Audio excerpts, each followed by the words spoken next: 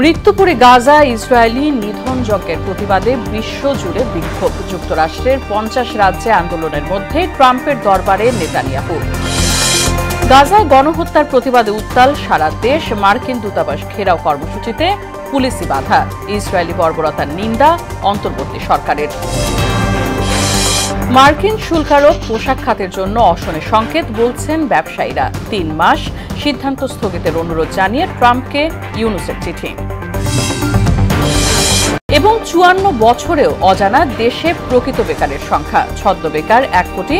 সমাজে অপরাধ প্রবণতা বাড়বে বলছে বিশেষজ্ঞরা।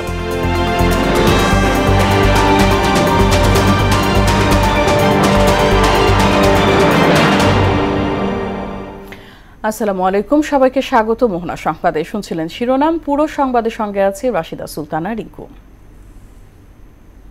বিস্তারিত। গাজায় ইসরায়েলি বর্বরতার প্রতিবাদে ফুঁসে উঠেছে গোটা বিশ্ব।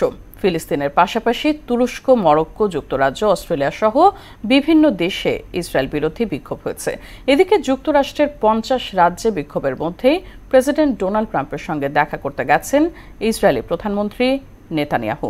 ওদিকে ত্রাণ প্রবেশে বাধা দেয়ায় গাজায় পোলিওজনিত পঙ্গুত্বের ঝুঁকিতে রয়েছে 6 লক্ষাধিক শিশু। ইশতিয়াক হোসেনের ডেস্ক রিপোর্ট। ইসরায়েলি হামলায় গাজায় ভয়াবহ পরিস্থিতি তৈরি হয়েছে। চারিদিকে ছড়িয়ে ছিটিয়ে আছে ক্ষতবিক্ষত ফিলিস্তিনিদের মরদেহ। সবশেষ রাফা, খান ইউনিস সহ বিভিন্ন অঞ্চলে বিমান ও ড্রোন হামলা চালায় তেল আবিব। এতে এক সাংবাদিক সহ বিভিন্ন অঞ্চলে আরও 12 ফিলিস্তিনিকে হত্যা করে নেতানিয়াহু সেনারা। এছাড়া গত 20 দিনে ইসরায়েলি বাহিনীর হামলায় 5 শতাধিক ফিলিস্তিনি শিশু নিহত হয়েছে বলে জানায় গাজার মিডিয়া অফিস। দ্বিতীয় দফায় সামরিক অভিযান শুরুর পর গাজায় পোলিও টিকার চালান প্রবেশ করতে দিচ্ছে না ইসরায়েলের প্রতিরক্ষা বাহিনী আইডিএফ। এতে উপত্যকাটিতে পোলিওজনিত পঙ্গুত্বের ঝুঁকিতে রয়েছে অন্তত 6 লাখ শিশু। এদিকে এ পর্যন্ত গাজার 50% দখলে নিয়েছে ইসরায়েলি সামরিক বাহিনী আইডিএফ। ফলে নিজ ভূমিতে অস্তিত্বহীন হয়ে পড়েছে অসহায় ফিলিস্তিনিরা। এছাড়া সীমান্তের আশপাশে সেনাবাহিনীর নিয়ন্ত্রণে থাকা সবচেয়ে বড় এলাকায় ফিলিস্তিনিদের বাড়িঘর, কৃষিজমি এবং অবকাঠামো ধ্বংস করে দিয়েছে ইসরায়েলি সেনারা। বিভিন্ন মানবাধিকার সংস্থা জানায় যুদ্ধবিধ্বস্ত এলাকাটি এখন বসবাসের অযোগ্য। ফিলিস্তিনের অবরুদ্ধ গাজা উপত্যকায় পুনরায় যুদ্ধবিরতি কার্যকর এবং অবিলম্বে সেখানে খাদ্য সহায়তা পৌঁছানোর ব্যবস্থা করতে বিশ্বের প্রতি আহ্বান জানিয়েছেন মিশরের president Abdel Fattah al Sisi. রোববার রাজধানী কায়রোতে ফ্রান্সের প্রেসিডেন্ট ইমানুয়েল ম্যাক্রোর সঙ্গে যৌথ সংবাদ সম্মেলনে তিনি একথা বলেন। অন্যদিকে গাজায় ইসরায়েলি হামলার প্রতিবাদে তুরস্ক, মরক্কো, যুক্তরাজ্য, অস্ট্রেলিয়া সহ বিভিন্ন দেশে ইসরায়েল বিরোধী বিক্ষোভ চলছে। অবিলম্বে সামরিক অভিযান বন্ধ এবং সেখানে ত্রাণ ও মানবিক সহায়তা স্বাভাবিক রাখার দাবি আন্দোলনকারীদের। এদিকে যুক্তরাষ্ট্রের 50 রাজ্যে বিক্ষোভের মধ্যেই প্রেসিডেন্ট ডোনাল্ড ট্রাম্পের সঙ্গে দেখা করতে গেছেন ইসরায়েলি প্রধানমন্ত্রী নেতানিয়াহু। ইশতিয়াক হোসেন, মোহনা সংবাদ। ফিলিস্তিনের গাজায় গণহত্যার প্রতিবাদে ক্ষোভে ফেটে পড়েছে গোটা বাংলাদেশ। হিংস্র হায়নার মতো গাজাবাসীকে ছিন্ন ভিন্ন করার অপরাধে ক্লাস পরীক্ষা বর্জন করে ইসরায়েল বিরোধী বিক্ষোভ হয়েছে সারা দেশের শিক্ষা প্রতিষ্ঠানে। হানাদার ইসরায়েলি বাহিনীর বিরুদ্ধে বিশ্ব মুসলিমদের একাট্টা হওয়ার আহ্বানে বিক্ষোভ মিছিল করেছে বিভিন্ন রাজনৈতিক দল। মাহবুব হোসেন রিপনের প্রতিবেদন। গাজায় ইসরায়েলি বর্বরতা চলছেই। প্রতিদিন অসংখ্য প্রাণ ঝরলেও নিশ্চুপ বিশ্বমরলরা। তাদের ঘুম ভাঙাতেই ফুঁসে উঠেছে ঢাকা বিশ্ববিদ্যালয়ের শিক্ষার্থীরা। সকালে ক্লাস ও পরীক্ষা বর্জন করে ঢাকা বিশ্ববিদ্যালয়ের শিক্ষার্থীরা অবস্থান নেয় রাজু ভাস্কর্যের সামনে। ইসরায়েলের বর্বরোচিত হামলার প্রতিবাদে স্লোগানে স্লোগানে প্রকম্পিত করে বিশ্ববিদ্যালয় এলাকা। দিচ্ছেন ইসরায়েলি পণ্য বয়কটের ডাক। তাদের এই বিক্ষোভ কর্মসূচিতে যোগ দেন রাজধানীর বিভিন্ন শিক্ষা প্রতিষ্ঠানের শিক্ষার্থীরাও। কোকাকোলা আছে, অন্যান্য অনেক পণ্য আছে যেগুলো আমাদের দেশে রেগুলার চলে থাকে। এই পণ্যগুলো বয়কটের মাধ্যমে আমরা আমাদের অবস্থান থেকে ফিলিস্তিনের পক্ষ থেকে ইসরায়েলের বিপক্ষে যুদ্ধ ঘোষণা করছি আজকে এখান থেকে। একের পর এক ব্লাস্ট করে যাচ্ছে, একের পর এক জেনোসাইড। এটা কিভাবে একটা যুদ্ধ হতে পারে? অসহায় ফিলিস্তিনিদের প্রতি সহমর্মিতা জানিয়ে বাইতুল মোকাররম মসজিদ ও পল্টন এলাকায় মিছিল করেছে সাধারণ মুসল্লিরা। আল্লাহ তাআলা আমাদের উপরে জিহাদ যদি ফরজ করে দেন, আর আমাদের এখান থেকে ঘোষণা আছে বাংলাদেশের 18 কোটি মানুষ 36 কোটি হাত নিয়ে ওই ইসরায়েলের দুর্গ চূর্ণ বিচূর্ণ করে দিবেন। মুখে দিতে পারো তালা, হাতে পড়াতে পারো বেড়ি, সংগ্রাম করে যাব ইমান বাঁচাতে, জীবন দিতে মারা করবো না দেরি। গাজায় ইসরায়েলি বর্বরতার প্রতিবাদে মগবাজারে মিছিল করেছেন বাংলাদেশ জামাতে ইসলামী। দখলদার ইসরায়েলি বাহিনীকে মদদ দেয়ায় মার্কিন প্রশাসনের সমালোচনা করে মুসলিম সম্প্রদায়কে ঐক্যবদ্ধ হওয়ার আহ্বান জানান দলের নেতাকর্মীরা। এই অন্যায় অবিচারের বিরুদ্ধে, এই জুলুম এবং মাফিয়াতন্ত্রের বিরুদ্ধে বাংলাদেশ জামাত ইসলামী কখনো কারো সাথে অন্যায়ের সাথে আপোষ করে নাই, জীবন দিয়েছিল, মাথা নত করে নাই। মুসলিম ভাইদের উপরে এত গণহত্যা চলছে, আমি আর ভরে ভরে থাকতে পারি না, আমার দ্বারা সম্ভব না। গাজায় বর্বরতা চালাতে ইসরায়েলকে অস্ত্র সহায়তা দেওয়ার প্রতিবাদে মার্কিন দূতাবাস ঘেরাও করতে যায় কয়েকটি ইসলামী ও রাজনৈতিক সংগঠন। তবে পুলিশি বাধায় বিভিন্ন সড়কে অবস্থান নেন নেতাকর্মীরা। এদিকে গাজায় ইসরায়েলি বাহিনীর গণহত্যা ও মানবাধিকার লঙ্ঘনের তীব্র নিন্দা জানিয়েছে বাংলাদেশ সরকার। পররাষ্ট্র মন্ত্রণালয়ের এক বিবৃতিতে বলা হয়, অবিলম্বে ইসরায়েলের সব ধরনের সামরিক অভিযান বন্ধ ও আন্তর্জাতিক মানবাধিকার আইন মেনে চলার আহ্বান জানায় অন্তর্বর্তী সরকার। মাহবুব হাসান রিপন, মোহনা সংবাদ, ঢাকা। ফিলিস্তিনে ইসরায়েলি নিধনযোগ্য বন্ধের দাবিতে সারা দেশে বিক্ষোভ মিছিল, প্রতিবাদ সভা, শিক্ষার্থীদের ক্লাস পরীক্ষা বর্জন সহ নানা কর্মসূচি পালন করা হচ্ছে। প্রতিনিধিদের তথ্যে আরও জানাচ্ছেন তাসিন তারিন।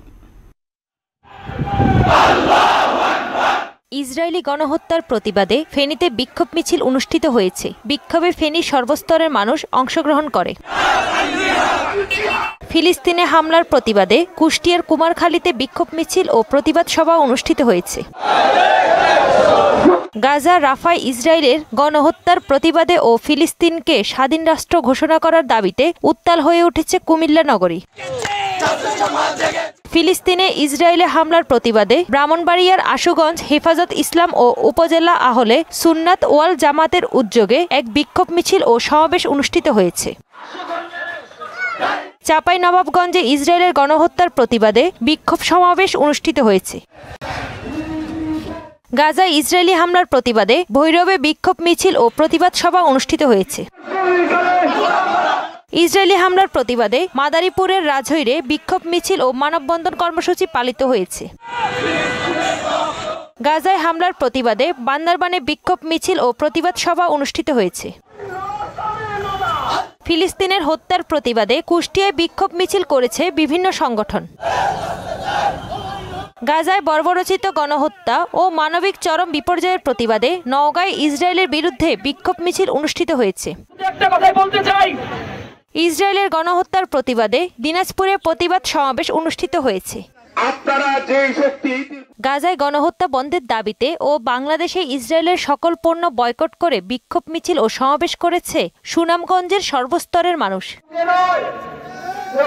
গাজায় ইসরায়েলি নৃশংস হত্যা ও বর্বরোচিত হামলার প্রতিবাদে ফেনীর পরশুরাম উপজেলা সর্বস্তরে মুসলিম জনতার আয়োজনে উপজেলা চত্বরে বিক্ষোভ মিছিল অনুষ্ঠিত হয়েছে। তাহসিন তারিন, মোহনা সংবাদ। এদিকে ফিলিস্তিনের নিপীড়িত মানুষদের পাশে দাঁড়ানোর ঘোষণা দিয়েছেন বিভিন্ন অঙ্গনের তারকারাও। বাংলাদেশের ক্রিকেটাররাও তার ব্যতিক্রম নন। সামাজিক যোগাযোগ মাধ্যমে পোস্ট দিয়ে ফিলিস্তিনের পাশে থাকার কথা জানিয়েছেন বাংলাদেশের ক্রিকেটাররাও। ফিলিস্তিনের নির্যাতিত মানুষদের পাশে থাকার কথা জানিয়েছেন মুশফিকুর রহিম, তাসকিন আহমেদ ও মাহমুদুল্লাহ রিয়াদ। সামাজিক যোগাযোগ মাধ্যম ফেসবুকে একটি পোস্ট করেছেন তাসকিন আহমেদ।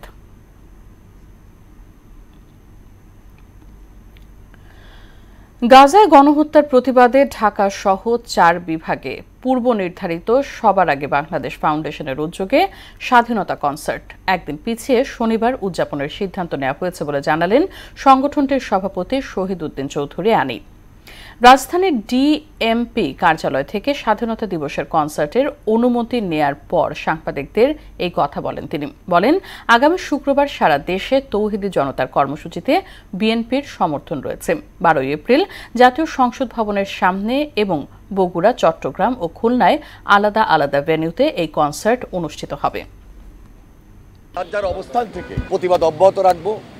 সবার আগে বাংলাদেশ একইভাবে শুক্রবারও একাত্মতা ঘোষণা করে সেখানে প্রতিবাদের ভাষাকে অব্যাহত রেখেছে এবং শনিবার আমাদের কর্মসূচি থেকেও আমরা সেখানে প্রতিবাদের বার্তাটিকে অব্যাহত রাখব। নিরাপত্তার স্বার্থে আমাদের একটা বিশাল ভলান্টিয়ার্স টিম কাজ করবেন, আমরা আমাদের দায়িত্ব নিয়েই কাজ করব এবং সবাইকে আমরা একটা শৃঙ্খলার মধ্যে দিয়ে যেন এই প্রোগ্রামে অনুষ্ঠিত হয়, প্রোগ্রামে আসেন, সেই ব্যাপারে আমরা সবার সহযোগিতা কামনা করছি। বাংলাদেশি পণ্যে যুক্তরাষ্ট্রের ৩৭% শুল্ক আরোপ পোশাক খাতের জন্য অশনি সংকেত বলে মনে করছেন সংশ্লিষ্টরা। কেবল তৈরি পোশাক নয়, ট্রাম্পের এমন সিদ্ধান্তে হিমায়িত খাদ্য, টেক্সটাইল আর চামড়াজাত পণ্য রফতানিকারকদের কপালেও ভাঁজ পড়েছে। সংকট উত্তরণে সরকারকে দ্রুত কার্যকর উপায় খোঁজার আহ্বান জানিয়েছেন ব্যবসায়ীরা। চট্টগ্রাম থেকে আফসানা নূরের প্রতিবেদন, জানাচ্ছেন মনিরুল ইসলাম।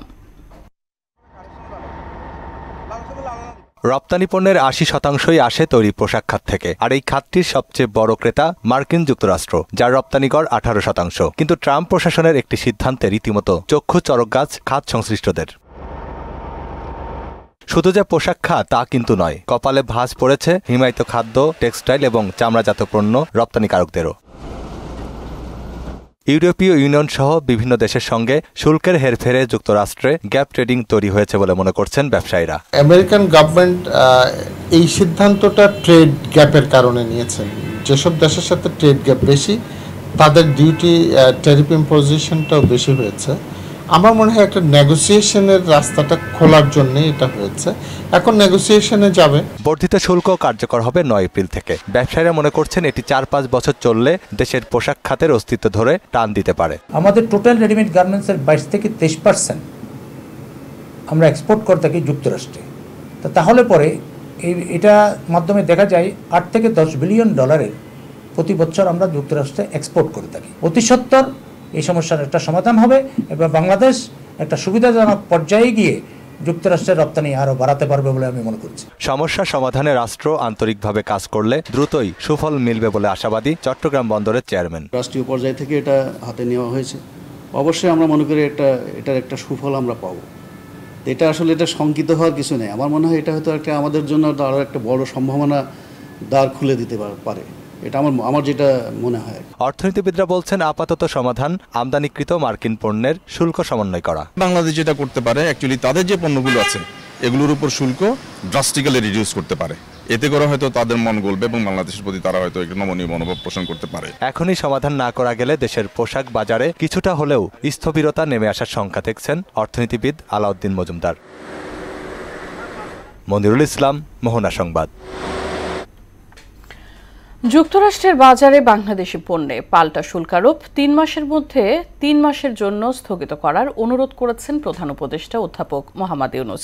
এ বিষয়ে যুক্তরাষ্ট্রের প্রেসিডেন্ট ডোনাল্ড ট্রাম্পকে চিঠি দিয়েছেন তিনি। এক ব্রিফিংয়ে এই কথা জানিয়েছেন প্রধান উপদেষ্টার প্রেস সচিব শফিকুল আলম।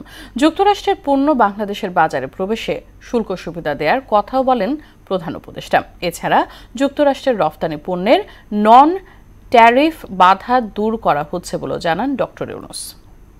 আমাদের চিফ অ্যাডভাইজার মহোদয় একটা চিঠি উনি সাইন করেছেন, এটা চলে যাবে খুব শীঘ্রই চলে যাবে ইউএস। উনি লেটারটা লিখেছেন ইউএস প্রেসিডেন্ট ডোনাল্ড ট্রাম্পের কাছে। To postpone the application of US reciprocal tariff measures on Bangladesh for 3 months to allow the interim government to smoothly implement its initiative to substantially increase U.S. exports to Bangladesh. অর্থায়নের অভাবে দেশে কাঙ্ক্ষিত গতিতে startup বা নতুন উদ্যোগ এগোতে পারছে না। এছাড়া ইন্টারনেটের চড়া দাম এবং দুষ্প্রাপ্যতাও এর একটি বড় কারণ। সকালে রাজধানীতে 4 দিন ব্যাপী বাংলাদেশ ইনভেস্টমেন্ট সামিটের উদ্বোধন অনুষ্ঠানে উঠে আসে এমন তথ্য। নতুন ও উদ্ভাবনী উদ্যোক্তাদের আর্থিক সহায়তা দিতে বাংলাদেশ ব্যাংক 8 থেকে 900 কোটি টাকার একটি বিশেষ স্টার্টআপ তহবিল গঠনের উদ্যোগ নিয়েছে বলে জানান বাংলাদেশ ব্যাংকের গভর্নর আহসান এইচ মনসুর। শামীমুজ্জামান চৌধুরীর রিপোর্ট। ঢাকায় শুরু হয়েছে 4 দিন ব্যাপী বিনিয়োগ সম্মেলন। এতে অংশ নিয়েছেন যুক্তরাষ্ট্র, চীন, জাপান সহ 50 দেশের 6 শতাধিক বিনিয়োগকারী। বাংলাদেশ বিনিয়োগ উন্নয়ন কর্তৃপক্ষ বিডার আয়োজনে রাজধানীর হোটেল ইন্টারকন্টিনেন্টালে অনুষ্ঠিত হচ্ছে এ সম্মেলন। অনুষ্ঠানে তুলে ধরা হয় মাথাপিছু স্টার্ট ফান্ড কিংবা অর্থ ছাড় সহ নানা প্রতিকূলতায় সিঙ্গাপুর, ভারত, পাকিস্তান সহ অন্যান্য প্রতিযোগী দেশ থেকে পিছিয়ে আছে Bangladesh. Get more and more comfortable with the internet as they seek to finding solutions for their problems using the internet with affordable internet. This too represents a very unique opportunity. I believe by the end of April we will be in a shape to offer more public consultation. এতে বিডার chairman বলেন, দেশে উদ্ভাবনী শক্তির অভাব নেই, কিন্তু তহবিলের অভাবে অনেক তরুণী তাদের উদ্যোগ শুরু করতে পারে না। But start from, do we even need a trade license? And if we do need a trade license, is it like a birth certificate that we give to a company only once in their lifetime and not have them go back? এ সময় নতুন উদ্যোক্তাদের জন্য 800 থেকে 900 কোটি টাকার তহবিল গঠনের ঘোষণা দেন বাংলাদেশ ব্যাংকের governor doctor Ahsan H Mansur. We'll be setting up a fund of about 800-900 crore from contributions from commercial banks, basically, and they will be the owner, equity holders of that fund. And the money would be only used for equity investment in promising startup companies. So it should be ready. নতুন উদ্যোক্তাদের পৃষ্ঠপোষকতায় সম্ভাব্য সবকিছুই করার কথা জানান তিনি। শামীমুজ্জামান চৌধুরী, মোহনা সংবাদ, ঢাকা। চট্টগ্রামের মিরসরাইয়ে বিশেষ অর্থনৈতিক অঞ্চল পরিদর্শন করেছেন বিদেশি বিনিয়োগকারীরা। দিনব্যাপী এই সফরের মাধ্যমে তারা অর্থনৈতিক অঞ্চলের অবকাঠামো, বিনিয়োগ সুবিধা ও শিল্প স্থাপনের সম্ভাবনা খতিয়ে দেখার সুযোগ পান।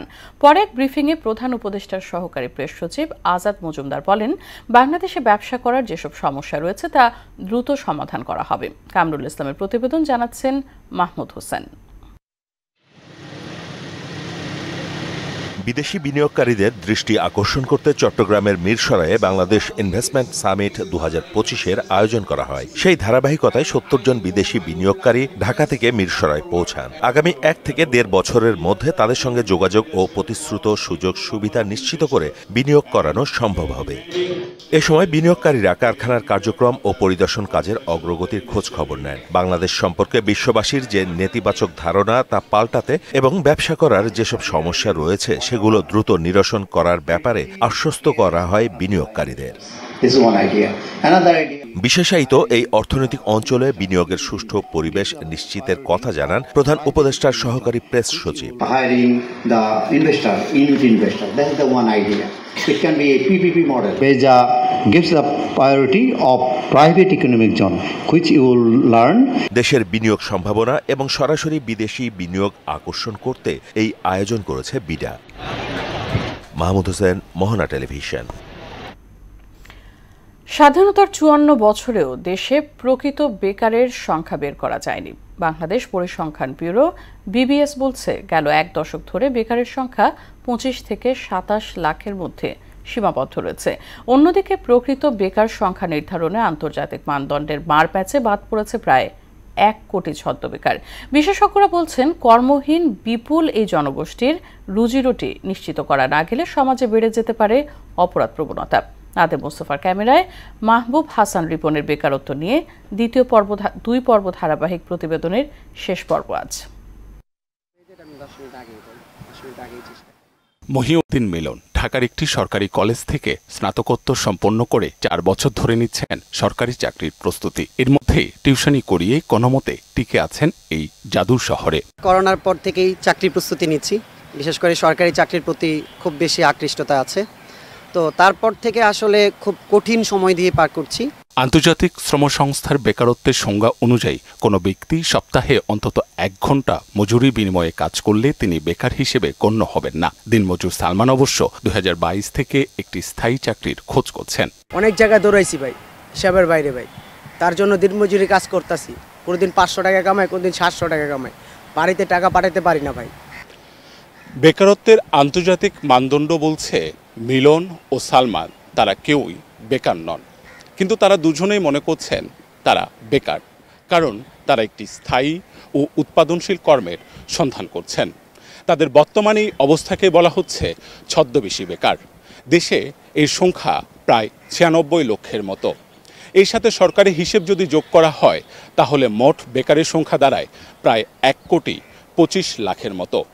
বাংলাদেশ পরিসংখ্যান ব্যুরোর দেয়া বেকারত্বের যে হিসেব সেটি নিয়ে নতুন করে কাজ করার সুযোগ দেখছেন অর্থনীতিবিদ ডক্টর মাহফুজ কবির। পাশাপাশি ছদ্ম বেকারদের উৎপাদনশীল কাজে নিয়োজিত করার ক্ষেত্রে নির্দিষ্ট কর্মপরিকল্পনার প্রয়োজনীয়তাও তুলে ধরেন তিনি। বিগত এক সপ্তাহে 1 ঘন্টা কাজে নিয়োজিত, এটা ধরে যদি আমরা হিসাব বের করি যে না ওই মানুষটা আসলে বেকার নয়, তো সেইটা কিন্তু সমাজে বেকারত্বের প্রকৃত চিত্র নির্দেশ করবে না। তো সুতরাং আমাদের নতুন করে এখন কাজ করা উচিত। তাদের জন্য কিভাবে উৎপাদনশীল কর্মকাণ্ড তৈরি করা যায় এবং অর্থনৈতিক সংস্কার করা যায় সেই বিষয়গুলো নিয়ে এখন ভাবতে হবে। বিপুল এই বেকার জনগোষ্ঠীর কর্মসংস্থান নিশ্চিত করা না গেলে সমাজে বেড়ে যেতে পারে অপরাধ প্রবণতা। তাদের যে কর্মশক্তি, কর্মস্পৃহা, সেই বিষয়টা যদি সত্যি সত্যি উৎপাদনশীল কাজে যুক্ত না হয় তাহলে সেক্ষেত্রে এই সমাজে অপরাধের প্রবণতা বেড়ে যায়, শ্রমশক্তির অপচয় হয়। শিক্ষাবিদ ডক্টর মুশফিক মান্নান চৌধুরীর মতে নতুন কর্মসংস্থান সৃষ্টির ক্ষেত্রে শিক্ষা ব্যবস্থায় নতুনত্ব আনতে হবে। প্রপার অ্যাপ্রোচ নাই, আমরা একটা ট্রেডিশনাল অ্যাপ্রোচে চলি যে ধরেন ম্যাক্সিমাম বাংলাদেশের যে ছেলে মেয়েদের প্রবণতা হচ্ছে আমরা পাশ করে একটা সার্টিফিকেট হলেই আমরা সরকারি চাকরির জন্য অ্যাপ্লাই করব। যেটা করে অন্যান্য দেশে সেটা হচ্ছে যে ইউনিভার্সিটিজ এবং ইন্ডাস্ট্রিজগুলো তারা পার্টনারশিপ করে, করার পরে তারা ওখান থেকে ইউনিভার্সিটিগুলো জানতে পারে যে হ্যাঁ কি কি ভবিষ্যতে জব তৈরি হবে, কি কি স্কিল দরকার আছে ইন্ডাস্ট্রি। অশিক্ষিত ও অর্ধশিক্ষিত বেকারদের কর্মসংস্থান নিশ্চিতে ভোকেশনাল বা বৃত্তিমূলক এবং কারিগরি শিক্ষার উপর গুরুত্ব আরোপ করেন তিনি। এক্সামিনেশন সিস্টেম থাকা উচিত যেটা ফুল ভোকেশনাল। মাহবুব হাসান রিপন, মোহনা সংবাদ, ঢাকা। আগামী জাতীয় নির্বাচনে প্রার্থীদের নির্বাচনে ব্যয় সীমিতকরণের পাশাপাশি তৃণমূল পর্যন্ত লেভেল প্লেইং ফিল্ড নিশ্চিতে কাজ করছে ইসি। রাজধানীর আগারগাঁয়ে নির্বাচন ভবনে এক বৈঠক শেষে প্রার্থীদের আচরণবিধি মানাতে ইসি সর্বোচ্চ কঠোর হবে বলেও জানান নির্বাচন কমিশনার আনোয়ারুল ইসলাম সরকার। এ সময় 20 এপ্রিলের মধ্যে নিবন্ধনের জন্য বেশ কয়েকটি দল প্রস্তুত রয়েছে বলেও জানান তিনি। আরও জানাচ্ছেন উষা ফেরদৌস। নির্বাচনের আগে পরে অলিগলি থেকে শুরু করে ফুটওভার ব্রিজ, বিদ্যুতের খুঁটি, বাসাবাড়ির দেয়াল সহ সবখানেই চেয়ে থাকে ব্যানার পোস্টারে, যা একদিকে শহরের সৌন্দর্য নষ্ট করে, অন্যদিকে পরিবেশ দূষণেরও একটি বড় কারণ। এ অবস্থায় ইসি নির্বাচনী প্রচারণায় পোস্টার না রাখার কথা ভাবছে বলে জানালেন নির্বাচন কমিশনার আনোয়ারুল ইসলাম সরকার। আপনারা কি পোস্টার রাখতে চাচ্ছেন না? সংস্কার কমিশনের প্রস্তাবটা অনেকটা এরকমই। আমরা সংস্কার কমিশনের প্রস্তাবটাকে ভালোই মনে করছি। নির্বাচনী আচরণ বিধির খসড়া প্রায় চূড়ান্ত জানিয়ে এতে স্থানীয় সরকার নির্বাচন সহ নতুন বিষয় অন্তর্ভুক্ত করার কথাও জানান তিনি। নির্বাচনী ব্যয় যথাসম্ভব ন্যূনতম রেখে এবং একটা সুশৃঙ্খল অবস্থায় নির্বাচনী প্রচারণা একবারে গ্রামীণ পর্যায়ে পর্যন্ত নিরবিচ্ছিন্নভাবে লেভেল প্লেইং ফিল্ড হিসাবে সব প্রার্থী সমভাবে প্রচারণা করতে পারে, সেই ধরনের একটা অ্যাটিটিউড নিয়ে আমরা আচরণ বিধিমালাটা করতে চাচ্ছি। সীমানা নির্ধারণ আইনের ভুল সংশোধনে পাঠানো প্রস্তাব অনুমোদন না পেলে বিদ্যমান আইনেই সীমানা নির্ধারণ করা হবে বলেও জানান ইসি আনোয়ারুল। যারা অন্যান্য দল হিসেবে নিবন্ধন চাবেন তাদের ক্ষেত্রে কোনো বাধা নাই এবং তারা আবেদন অনেকেই করার জন্য আসতেছেন। উষা ফেরদৌস, মোহনা সংবাদ, ঢাকা। র্যাবের সাবেক ডিজি বেনজির আহমেদের আক্রোশে নিঃস্ব হতে বসেছে 1.5 শতাধিক পরিবার, এমন অভিযোগ করেছেন রাজধানীর পল্লবীর বানিয়া মৌজায় বসবাসকারী এসব ভুক্তভোগীরা। তারা জানান 14 একরের বেশি জমি র্যাবের অনুকূলে বরাদ্দ দিতে ব্যক্তি মালিকানা জমি অধিগ্রহণের পায়তারা চলছে, অথচ পাশেই ফাঁকা পড়ে আছে কয়েকশো একর খাস জমি। অধিগ্রহণের বিষয়টি পুনর্বিবেচনা না করলে আত্মহত্যার হুমকি দিয়েছেন ভুক্তভোগীরা। হুমায়ুন কবিরের প্রতিবেদন। 2005 সালে রাজধানীর পল্লবীর বাউনিয়া মৌজার 160 জন ক্রেতা সাগুপ্তা এনএম হাউজিং এর কাছ থেকে কিস্তিতে 3 ও 5 কাঠা করে জমি খরিদ করেন। এর মধ্যে 80 জনেরও বেশি মালিক প্রবাসে থাকেন। 2019 সালে এক বিজ্ঞপ্তিতে 14 একরেরও বেশি জমি র্যাবের অনুকূলে অধিগ্রহণ করার নির্দেশ দেয় ভূমি মন্ত্রণালয়। স্থানীয়দের অভিযোগ, প্রক্রিয়ার সঙ্গে জড়িত র্যাবের তৎকালীন ডিজি বেনজির আহমেদ। পরে জানা যায় ব্যক্তি মালিকানাধীন এসব জমিতে নির্মাণ হবে র্যাব-4-এর হেডকোয়ার্টার ও আবাসন। সোমবার এক মানববন্ধনে জমির মালিকরা জানান, পাশে বিপুল পরিমাণ খাস জমি থাকার পরও ব্যক্তি মালিকানাধীন ভূমি কেড়ে নেওয়া হচ্ছে। গার্মেন্টস চাকরি করছে, বিভিন্ন রিক্সা চালাইছে, কেউ মনে করেন ভ্যান চালাইছে, এইভাবে টুকটুক টুক করে সঞ্চয় করে এখানে একটা প্লট নেওয়া হয়েছে। এটা আমাদের সম্পত্তি, আমরা ভোগ করব, আমরা র্যাবকে দিব কেন? সরকারি জায়গা শত শত বিঘা জমি আছে, ওনারা চাইলে এখানে র্যাবের প্রতিষ্ঠান করতে পারেন, আমাদের বুকে বোল্ডেজার কেন? বেনজির তৎকালীন র্যাবের মহাপরিচালক এই কাজটা করিয়েছে তার হীন স্বার্থ চরিতার্থ করার জন্য। সরকারের আমলে র্যাবের যে ডিজি ছিল আমাদের এই ভাই যে বললেন, ওনার চক্রান্তে আসলে এই ঘটনাটা ঘটে। ষাটুর্দে লিয়াকত খান জীবিকার তাগিদে জীবনের অর্ধেক সময় পার করেছেন বাহরাইনে। ক্যান্সারে আক্রান্ত স্ত্রী নুন্নাহারও 2 ছেলেকে নিয়ে বসবাস করেন পল্লবীতে। জীবনের শেষ সম্বল হাতছাড়া হয়ে যাবার আতঙ্কে চোখে ঘুম নেই তার। অল্প একটা জমি আমাদের রক্ত পানি করা পয়সা দিয়ে আমরা কিনছি, অনেক কষ্ট করছি, আজকে নিয়ে যাচ্ছে র্যাব। কেন নিয়ে যাবে আমাদের জমি? প্রধান উপদেষ্টার প্রতি জোরহাত করে বলতেছি, দয়া করে আমাদেরকে আপনি বাঁচান। আমরা 160 জন লোক অনেক ক্ষতিগ্রস্ত হয়েছে। জমির বাকি মালিকদেরও একই অবস্থা। মাথা গুঁজা শেষ ঠাঁই হারাতে হলে আত্মহত্যা করা ছাড়া আর কোনো উপায় থাকবে না তাদের। জমি না পেলে অবশ্যই আমরা আত্মহত্যা করব, এছাড়া আমাদের পথ আর কোনো খোলা নাই। কারণ কি, যার জীবনের সঞ্চয় ছিল একটু একটু করে আমরা এই জমিটা কিনেছি। আমরা এখানে বাড়ি করব, ছেলে মেয়েরা বসবাস করবে, আর এটা যদি চলে যায় আমাদের আত্মহত্যা করা ছাড়া কোনো উপায় নাই। মানবিক বিবেচনা হলেও বিষয়টি ন্যায়সঙ্গত সুরাহা করতে প্রধান উপদেষ্টার হস্তক্ষেপ কামনা করেন ভুক্তভোগীরা। প্রধান উপদেষ্টার কাছে দৃষ্টি আকর্ষণ করতে চাই, উনি যেন ন্যায় বিচার করে। হুমায়ুন কবির, মোহনা সংবাদ, ঢাকা। মুন্সিগঞ্জে মেডিকেল কলেজ স্থাপনের চেষ্টা চলছে বলে জানিয়েছেন স্বরাষ্ট্র উপদেষ্টা জাহাঙ্গীর আলম চৌধুরী। মুন্সিগঞ্জ জেলা প্রশাসকের সম্মেলন কক্ষে আয়োজিত জেলার অবকাঠামো উন্নয়ন সংক্রান্ত আলোচনায় এই কথা বলেন স্বরাষ্ট্র উপদেষ্টা। তিনি বলেন, কুন্ডের বাজারে সেতুসহ মুন্সিগঞ্জ শ্রীনগর সড়ক 4 লেনে উন্নীতকরণের কাজ শুরু হবে। খুব তাড়াতাড়ি এখানে যেন একটা মেডিকেল কলেজ করা যায়, এই জন্য হয়তো আমরা এইটা হয়তো 1 মাস বা 2 মাসের ভিতরে আমরা হয়তো মেডিকেল কলেজটা যেন একটা উদ্বোধন করা যায়, এই জন্য আমরা একটা চেষ্টা করতেছি সবাই। মেইন হলো যে রাস্তাটা শ্রীনগর থেকে মুন্সিগঞ্জ পর্যন্ত এটা 4 লেনে করার জন্য। বন্ধু মানে হাজারো স্মৃতি এবং নানা আবেগ, আর সেই স্মৃতিময় 25 বছরকে বিভিন্ন আয়োজনে উদযাপন করছে ব্রাহ্মণবাড়িয়ার নবীনগর সরকারি পাইলট উচ্চ বিদ্যালয়ের 2000 সালের এসএসসি ব্যাচের শিক্ষার্থীরা। রজত জয়ন্তী উপলক্ষে সম্প্রতি বর্ণাঢ্য আয়োজনে প্রাক্তন শিক্ষার্থী ডাক্তার তৌহিদুর রহমান হামিমের সঞ্চালনায় সভাপতিত্ব করেন প্রধান শিক্ষক আবু মুসা। বর্ণাঢ্য শোভাযাত্রার মধ্য দিয়ে শুরু হয় রজত জয়ন্তীর আনুষ্ঠানিকতা। এরপর চলতে থাকে স্মৃতিচারণ পর্ব, খেলাধুলা, র্যাফেল ড্র, সাংস্কৃতিক পরিবেশনা সহ নানা পর্ব। ফেনীর ছাগলনাইয়ার শুভপুরে নদী থেকে দেদারসে চলছে অবৈধ বালু উত্তোলন। এতে বিলীনের পথে ফসলি জমি, বসতবাড়ি, শিক্ষা প্রতিষ্ঠান, ধর্মীয় প্রতিষ্ঠান সহ 50টিরও বেশি আশ্রয়ণ প্রকল্প। এ বিষয়ে ব্যবস্থা নেওয়ার আশ্বাস দিয়েছেন প্রশাসন। নিজামুদ্দিন মজুমদারের প্রতিবেদন, জানাচ্ছেন তাসিন তারিন। ফেনীর ছাগলনাইয়া উপজেলার শুভপুর ইউনিয়নে ফেনী নদী থেকে অবৈধভাবে বালু উত্তোলন করছে একটি অসাধু চক্র। রাতের আধারে একের পর এক কেটে নেওয়া হচ্ছে ফসলি জমি, বাগান, সবজি ক্ষেতের মাটি। ক্ষতিগ্রস্ত পরিবারগুলো দাবি জানান, অবৈধভাবে বালু উত্তোলনের কারণে তারা ঘরবাড়ি, ফসলি জমি হারাচ্ছে, বিলীন হচ্ছে বিভিন্ন স্থাপনা। রাতের আধারে 15-20টা কাঠা দিয়ে তারা বালু নিয়ে যায়, উত্তোলন করতেছে। যত কিছু আছে সবগুলো গাড়ি লিটার বই আসলে গুলি গালা করে, রাতও আসলে পারে, দিনও আসলে পারে। ডিসিআই না হাতে কাছে গেলে আন্ডা বলে ইয়া ধরতাম, কাটার ধরে এত করে সম্বাদ দিতাম। ফসলীয় জমিন, আশ্রয় কেন্দ্রের ফার্ম আছে, এখানে পোল্ট্রি ফার্ম আছে, এই সবগুলো কাটি নিয়ে বালু উত্তোলন করে নিয়ে যেতেছে। আমরা চাই এটা বন্ধ হোক।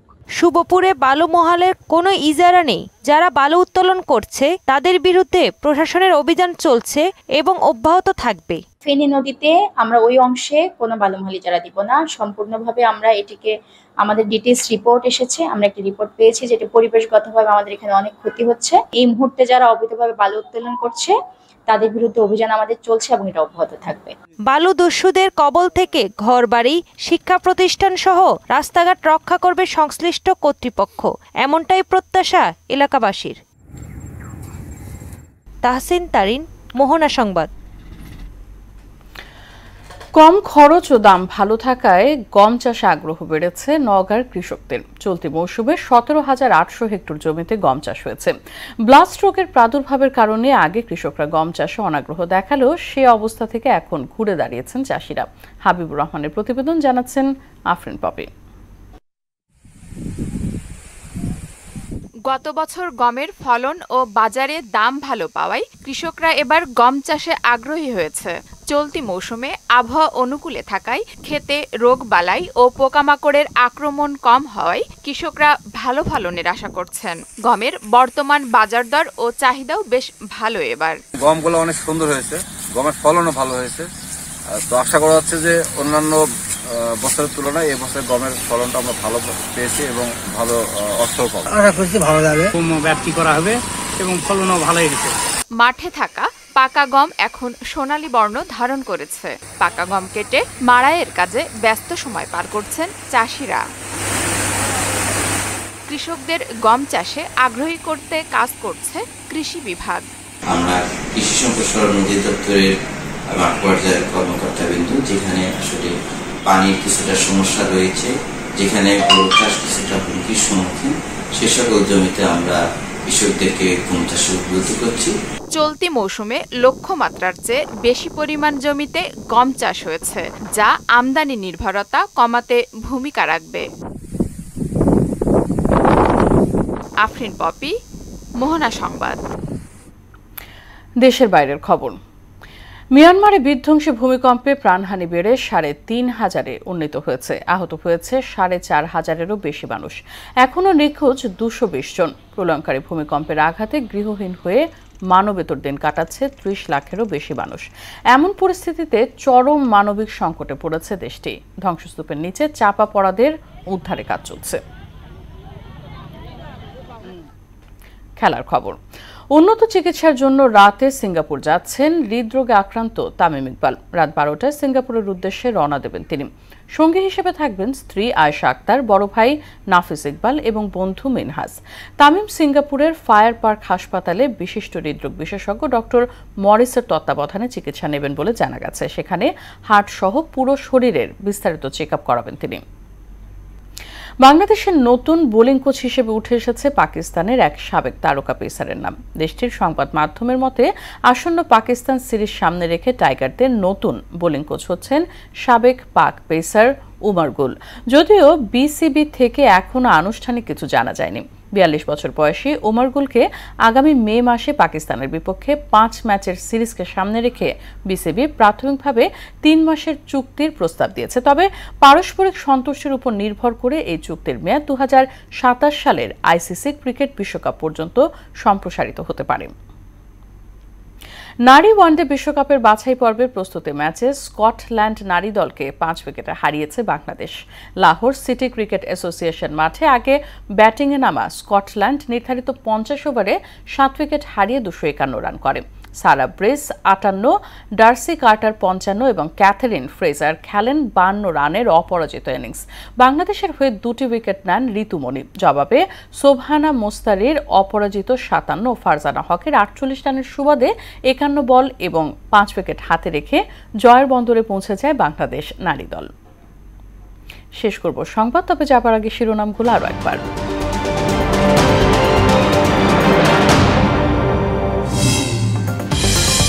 মৃত্যুপুরে গাজা ইসরায়েলি নিধন যজ্ঞের প্রতিবাদে বিশ্বজুড়ে বিক্ষোভ। যুক্তরাষ্ট্রের 50 রাজ্যে আন্দোলনের মধ্যে ট্রাম্পের দরবারে নেতানিয়াহু। গাজায় গণহত্যার প্রতিবাদে উত্তাল সারা দেশ। মার্কিন দূতাবাস ঘেরাও কর্মসূচিতে পুলিশে বাধা। ইসরায়েলি বর্বরতার নিন্দা অন্তর্বর্তী সরকারের। মার্কিন শুল্ক আরোপ পোশাক খাতের জন্য অশনের সংকেত বলছেন ব্যবসায়ীরা। 3 মাস সিদ্ধান্ত স্থগিতের অনুরোধ জানিয়ে ট্রাম্পকে ইউনুসের চিঠি। এবং 54 বছরে অজানা দেশে প্রকৃত বেকারের সংখ্যা। ছদ্ম বেকার 1 কোটি। সমাজে অপরাধ প্রবণতা বাড়বে বলছেন বিশেষজ্ঞরা। এই ছিল মোহনা সংবাদে। পরবর্তী সংবাদ রাত 12:30টায়। এছাড়া মোহনার সবশেষ খবর জানতে ভিজিট করুন www.mohna.tv। সংবাদ দেখতে পারেন ফেসবুক ও ইউটিউবে। সঙ্গে থাকার জন্য ধন্যবাদ সবাইকে।